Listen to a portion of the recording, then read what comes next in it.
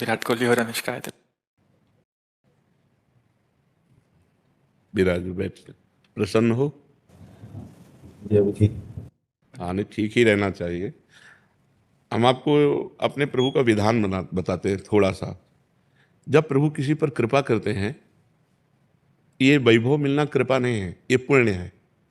पुण्य से एक घोर पापी को पाप करके भी उनका कोई पुण्य है जिससे वो सुकृत पूर्व के सुकृतवश चल रहे हैं, नया पाप है। ये वैभव बढ़ना या यश बढ़ना ये भगवान की कृपा नहीं मानी जाती।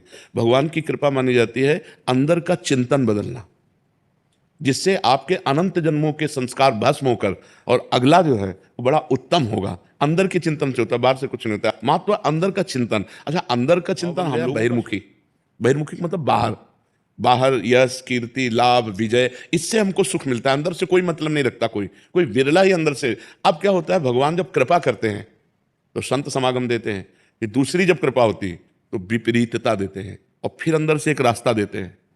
ये मेरा रास्ता है, ये परम शांति का रास्ता है, ये शांति का रास्ता नहीं। भगवान वो रास्ता देते हैं और ला देते हैं। बिना प्रतिकूलता के संसार का राग नष्ट नहीं होता। किसी को भी वैराग्य होता है तो संसार की प्रतिकूलता देखकर वैराग्य होता है। सब कुछ हमारे अनुकूल है तो हम आनंदित होकर उसका भोग करते हैं। जब हमारे ऊपर प्रतिकूलता आती है तब ठेस पहुंचती है कि इतना झूठा संसार, तो अंदर से भगवान रास्ता देते हैं, ये सही है। भगवान बिना प्रतिकूलता के इस संसार को छुड़ाने का कोई भी औषधि नहीं रखी। जितने बड़े महापुरुष हुए हैं जिनका जीवन बदला है, उनको प्रतिकूलता का दर्शन करके बदला है। तो कभी प्रतिकूलता आए तो उस समय आनंदित हो कि मेरे ऊपर अब भगवान की कृपा हो रही है, कि मुझे सतमार्ग में चलने की प्रेरणा मिल रही है। अगर सतमार्ग छूटा और ये सब, तो एक सेकंड के लिए आप विचार कीजिए।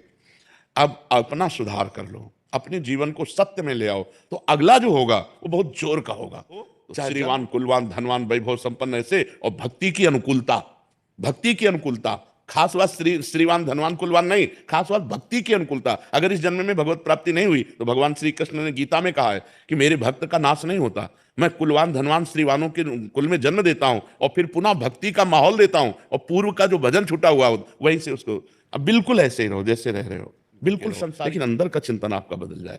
अंदर के चिंतन में आपकी यश की भावना न रह जाए, अंदर के चिंतन में आपको धन बढ़ाने की भावना न रह जाए। अंदर का चिंतन हो जाए, प्रभु बहुत जन्म व्यतीत हो गए, अब एक बार आपसे मिलना चाहती हूँ, एक बार आपसे मिलना चाहते हैं प्रभु, मुझे आप चाहिए, अब संसार नहीं। तो बात बन जाएगी, तो बात बन जाएगी। तो इसलिए आनंद पूर्वक भगवान का नाम जप करो, बिल्कुल चिंता मत करो।